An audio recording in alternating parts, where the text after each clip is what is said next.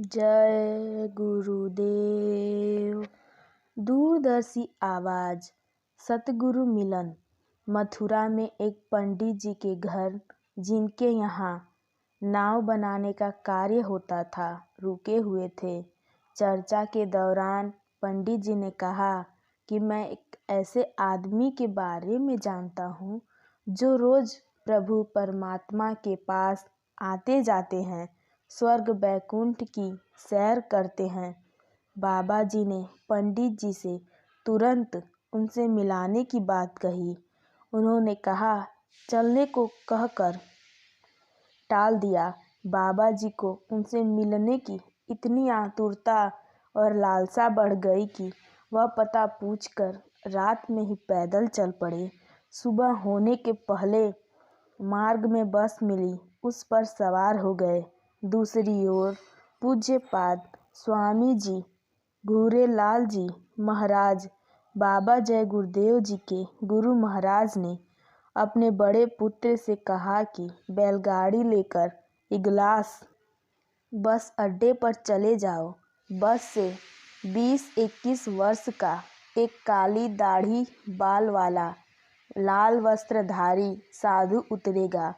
उससे कहना कि पिताजी ने बुलाया है, बैठाकर ले आना। बाबा जी बताते थे कि हमें अंदर से गर्मी बढ़ी, बेचैनी हुई और एकदम बस से नीचे उतरने की इच्छा हुई।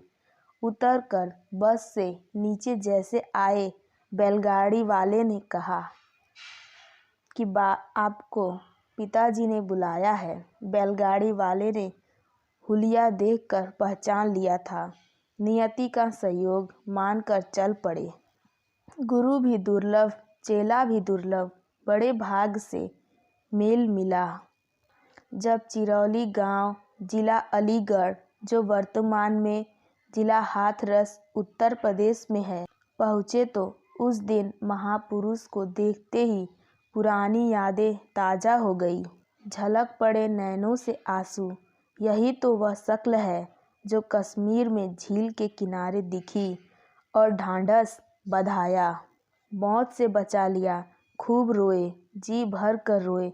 रोते रोते जब विलाप का ज्वार थमा तो उस महामानव ने वही शब्द दोहराए कि अब क्यों रोते हो? कहा था ना कि बुला लूँगा, बुला तो लिया, अब क्यों चिंता करते हो? तुम्हारी खोज सच्ची है, तुम्हें तुम्हारा अभिष्ट लक्ष्य हासिल होगा।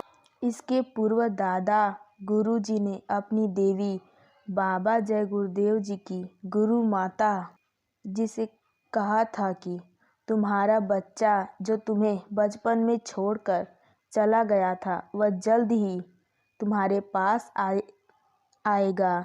एक दिन पहले भी कहा था कि जिसके लिए तू रोती है वह कल आ जाएगा। ज्ञात हो कि दादा गुरु जी का एक बड़ा लड़का बचपन में ही भगवान को प्यारा हो गया था। माता जी उसके लिए रोती रहती और याद करके उदास रहा करती थी। प्रभु प्राप्ति की अनमोल दौलत नाम की बख्शिश। बचपन से लेकर 20-21 वर्ष तक का उनका जीवन प्रभु की खोज में कितना कष्टप्रद, दुखदायी और ऊहापोह का रहा, यह तो सिर्फ बाबा जी का दिल जानता था।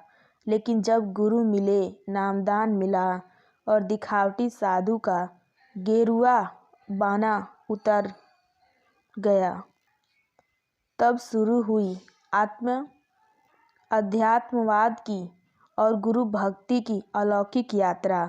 शुरू में बाबा जी को कठिन परिश्रम के बावजूद अंतर में कुछ नहीं मिलता था। गुरु से फरियाद करते, गुरु जी तसल्ली और धीरज के साथ लगे रहने की शिक्षा देते। साधन के प्रारंभिक दिन, उनकी साधना के समय की अनेक घटनाएं प्रेरणादायक एवं स्मरणीय है।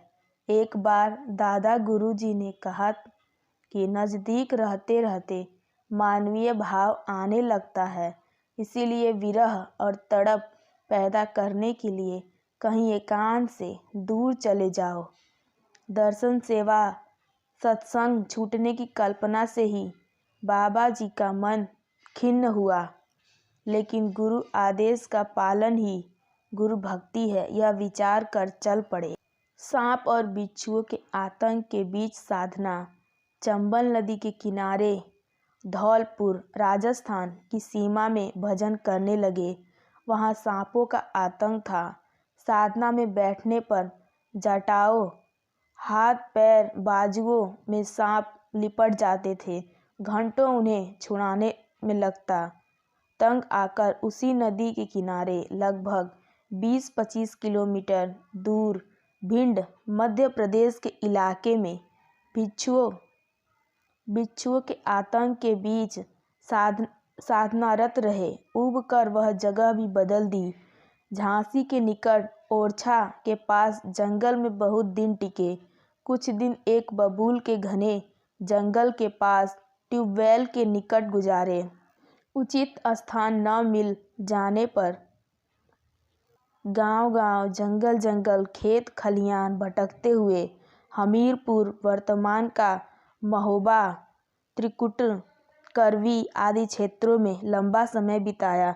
भजन के लिए सतत अभ्यास करते रहे। चरम लक्ष्य की प्राप्ति। एक घटना का जिक्र करते हुए बाबा जय गुरुदेव जी महाराज स्वयं बताया करते थे कि सूती क्षण आश्रम के आगे एक छोटा हनुमान जी का मंदिर था। उसके आगे पगडंडी से जाने पर 3 तरफ से पहाड़ी थी, एक तरफ खुला मैदान था। विकट घनघोर जंगल, चिकने पत्थरों की शिला। वह जगह स्वामी जी को पसंद आ गई। अपने हाथ से फूस और पत्तियों को तोड़कर छोटी सी झोपड़ी बनाई और भजन करने लगे। 3 दिन बिना खाए पिए बीत गए। दादा गुरु जी के कथा अनुसार भाग्य में सब कुछ लिखा है, समय पर मिलेगा। यही सोचकर भाग्य भरोसे पड़े रहे। दादा गुरु का आसन हिल गया। कचहरी में मुकदमा लड़ने वाले एक व्यक्ति को स्वप्न होता है कि अगर मुकदमे में जीत चाहते हो तो हनुमान मंदिर के आगे छोटी सी झोपड़ी में एक साधु भजन कर रहा है, उसको मिठाई खिलाकर आओ। वह सुबह होते ही 2 पसेरी, उस समय किलोग्राम नहीं चलता था, लड्डू ले जाकर रख आए।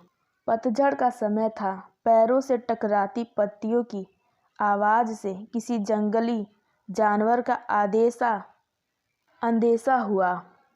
गुरु जी के बताए अनुसार जब कभी जंगली जानवर से सबका पड़े तो सांस रोक लेना, सूंघकर चला जाएगा।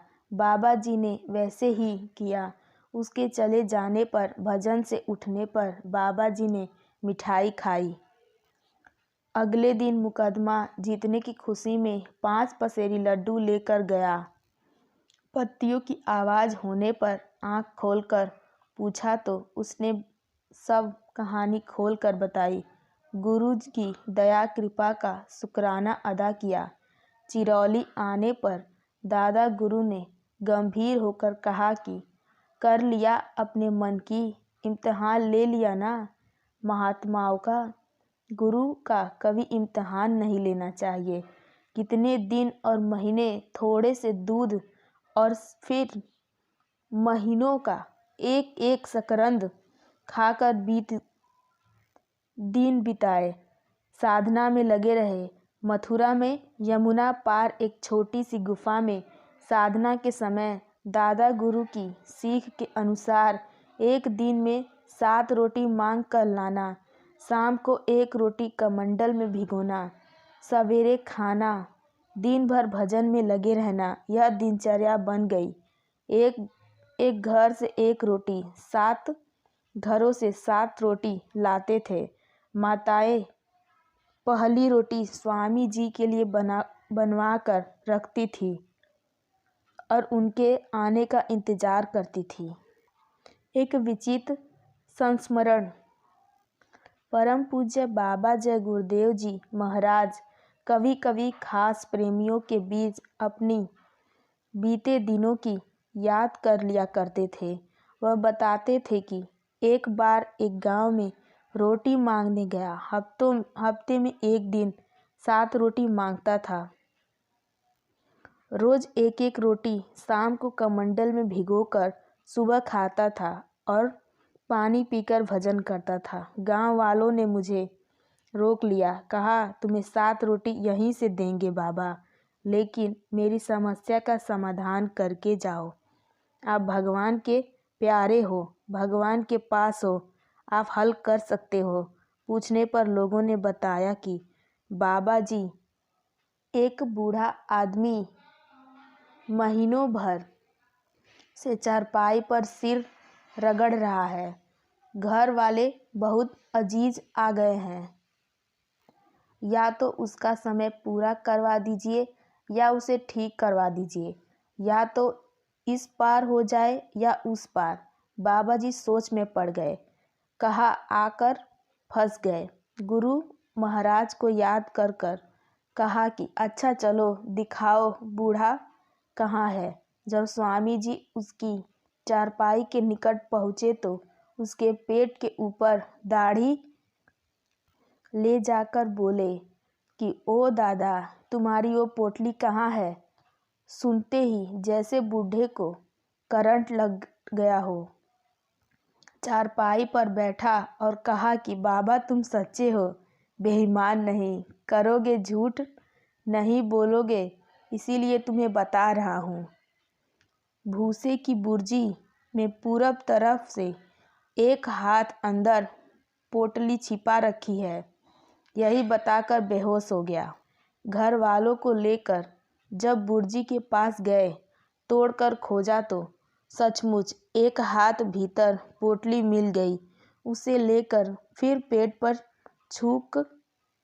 झुककर कहा कि देखो बाबा, यही पोटली है। एक बार फिर उसे स्फूर्ति आ गई। उठकर पोटली पकड़ा, सीने पर लगाकर अपने प्राण त्याग दिए। पोटली खोलकर देखी गई। उसमें कुछ चांदी के जेवर, थोड़ी मुहरे, एकाध सोने के जेवर थे। उसे बांधकर घर वालों से कहा कि इसे संदूक में बंद कर रखना। जब क्रियाक्रम बीत जाएगा मैं इधर से लौटूंगा। जब मांगू तब खोल कर दिखाना। पोटली संदूक में बंद कर दी गई। सब क्रिया कर्म संस्कारों से व्यस्त हो गए।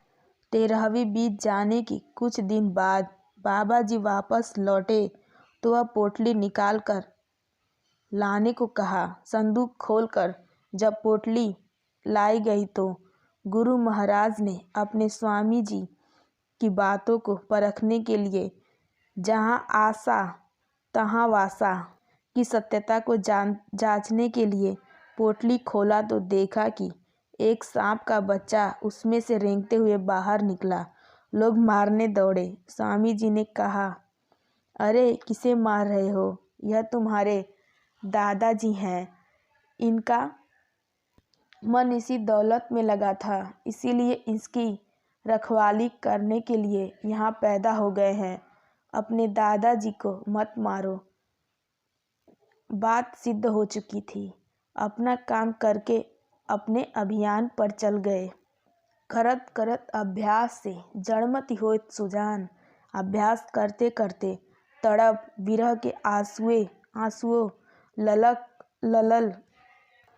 ललक और लगन ने अंतरघाट का दरवाज़ा खोल ही दिया। गुरु की दया होने लगी। अंदर की आँख खुलकर दैवीय लीलाओं का दर्शन और मधुर मधुर आकाशवाणियों की गुंजार शुरू हो गई और गिनती के वर्षों में बाबा जी चरम स्थान पर पहुंच गए। अपने जीवन का लक्ष्य पूरा करने में सफल हो गए। इस पहुंच की किसी को भी भनक तक नहीं लगी कि यह घास छिलने जैसी छोटी सेवा करने वाले बाबा जी ने उच्चतम आध्यात्मिक गति प्राप्त कर ली है। जय गुरुदेव।